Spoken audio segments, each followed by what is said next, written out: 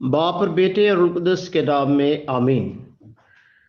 ऐ मालिक, तू अपने कौल के मुताबिक अपने बंदे को अमन से रुखसत करता है, क्योंकि मेरी आंखों ने तेरी निजात देख ली है, जो तूने सब उम्मतों के रूबरू तैयार की है, गैर कौमों के लिए इंकशाफ का नूर और अपनी उम्मत इसराइल का जलाल।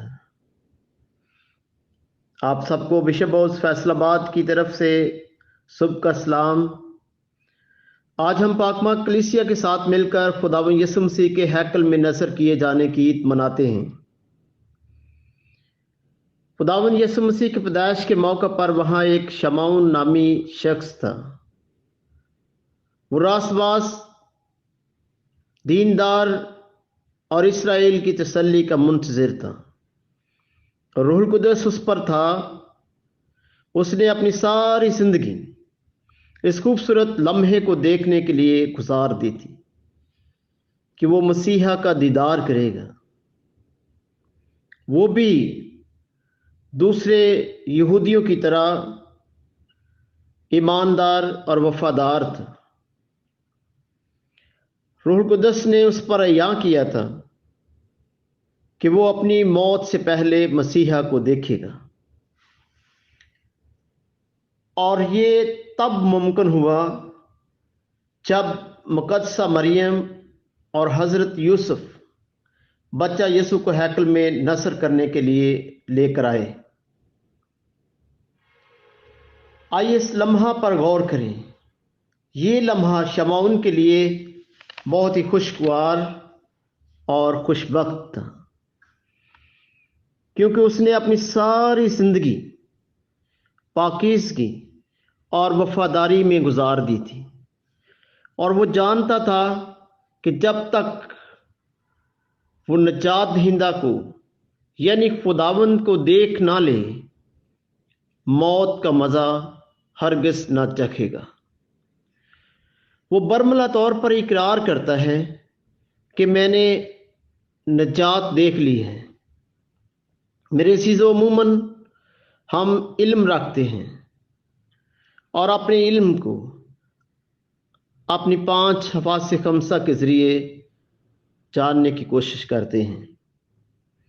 हम देखते हैं, सुनते हैं, चखते हैं, महसूस करते हैं और नतीजे में सच्चाई तक पहुंचते हैं।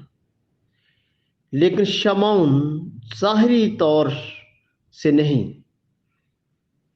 बल्कि अंदरूनी इल्हाम के ज़रिए सब कुछ जान लेता है। वो रूहुल कुदस की मदद से खुदा के पाक भेदों को समझता है।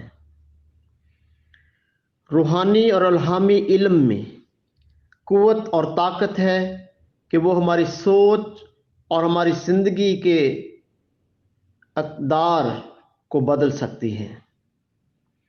इसलिए यूं ही बच्चा यीशु को हैकल में लाया गया तो शमौन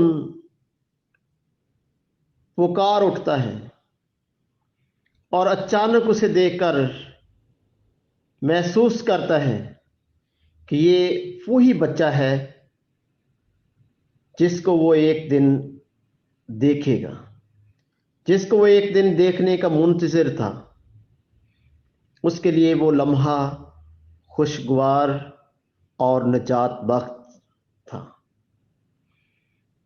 आइए आज हम अपनी ज़िंदगी का जायज़ा लें कि जब हमें बपतिस्मा दिया गया तो वो कितना खूबसूरत लम्हा था कि हमने यीशु को पहन लिया। और अपनी ज़िंदगी का जायज़ा लें कि किस तरह खुदा पाक रूह की मदद से हमारी ज़िंदगी में काम करता है।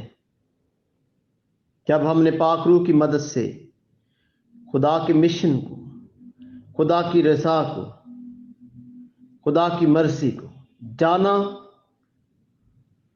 पहचाना और मुकद्दसा मरियम की तरह उस पर अमल پیرا ہوئے۔